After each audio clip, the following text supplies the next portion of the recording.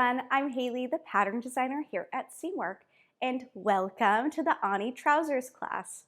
I am so glad you are joining us as we sew this pattern together. I know that at first glance, a project like Ani can seem overwhelming, but I would like to invite you to pivot your mindset. Instead of focusing on what might be hard about this pattern, think about all of the knowledge you will gain through this project.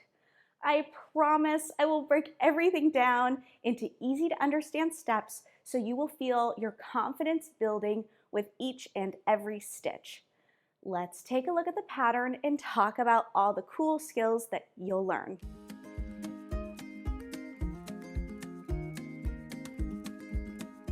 The Ani trousers feature a tapered fit with front pleats, a zipper fly with a hook and bar closure, slash pockets, a contoured waistband, belt loops, and single welt pockets at the back.